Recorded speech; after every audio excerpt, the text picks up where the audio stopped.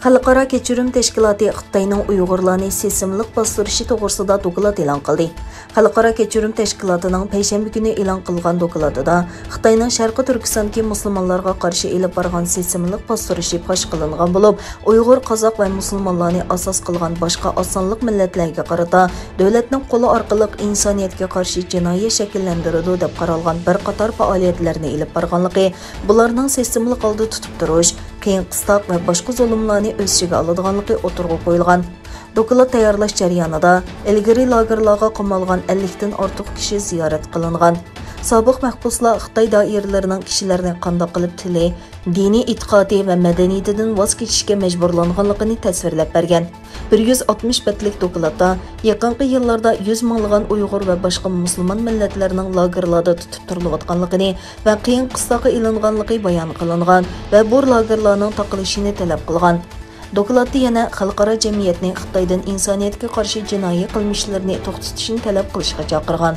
Xalqaro kechirim tashkilotining Osiyo mutaxassisi Teresa Bergman rayonda yuzlagan ma'arif va o'zgartish apparatlari to'g'rining qurilganligini bayon qilib, qiynash va boshqa nachar muomalalarning bu orqa ko'rinishda qurilgan lagerlarda ko'p uchraydigan ishlar ekanligini aytdi.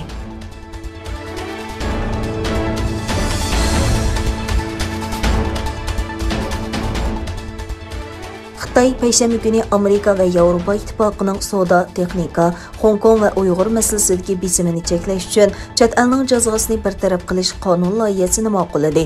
Tönögün o'tkazilgan Xitoy 13-navbatlik mamlakatli xalq qurultiyi doimiy komitetining 29 qatimliq yig'inida bir qancha qonun loyihasi va ishga qaror ma'qullangan bo'lib, yangidan chet elning jazosiga qarshi turish qonuni rasmiy ma'qullangan. Egilanishicha, Sharqi Turkistondagi kishilik huquq masalasi Xitoy Hong Kongda yo'lga qo'ygan davlat bexatarlik qonuni sababli Xitoyning Amerika va G'arb davlatlari bilan bo'lgan terkishishi keskinlashgan. Amerika va G'arb davlatlari birlikda Xitoy shirkatlari va organlari hamda Sharqi Turkistondagi kishilik huquq tafsirlichiligiga chetishli Xitoy amaldorlariga ko'p qatim jazo yurgizgan. Shu sababli Xitoy chet elning jazosiga qarshi turish qonunini ma'qullagan. Amerikaning sobiq prezidenti Trump bilim mulk huquqi va Hong Kong, Tayvanga aloqador masalalar sababli Xitoyga embargo yurgizgan edi. Yana bir tarafdan Amerika, Angliya, Kanada va Yevropa ittifoqi davlatlari Uyg'ur masalasi sababidan bu yilning beshida Beyjingga jazo yurgizishni qaror qildi.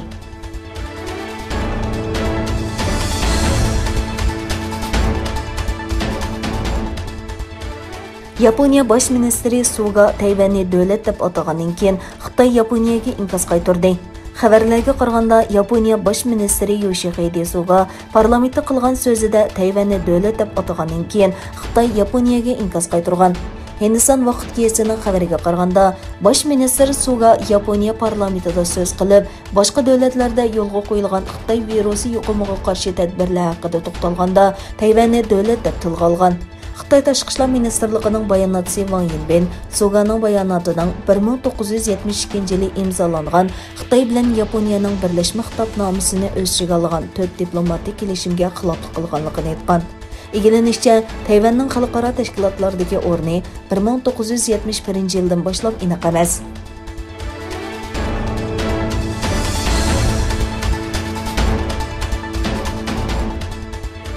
Xitoy Soda ministri Wang Yintao va Amerika Soda ministri Gina Raimondo telefonlashgan bo'lib, soda va mablag' selishda sog'lom taraqqiyot va hamkorlikqa kafolatlik qilishning muhimligi to'g'risida birdaklik hosil qilgan, shundaqla bir qator andishalarni o'tirg'a qo'ygan. Amerika Soda ministrligi 10-iyun payshanba kuni ministr Raimondoning Xitoyning Soda ministri Wang Yintao bilan telefonda suhbatlashganligini e'lon qildi. Raimondo Wang Yintao'ga Biden hukumatining amerikalik ishchilarni markaz qilgan iqtisodiy siyosatini tunishtirgan, shundaqla Xitoyning adolatsiz va bozorni burmalagan soda siyosatidan andisha qiladiganligini bildirgan. Xitoy hukumati bu vaqtdagi bayonotida ikki tarafning ba'zi masalalar va ko'ngil bo'ladigan sohalarda amaliy ko'z qarashlarni o'tirg'a qo'yganligini bayon qildi.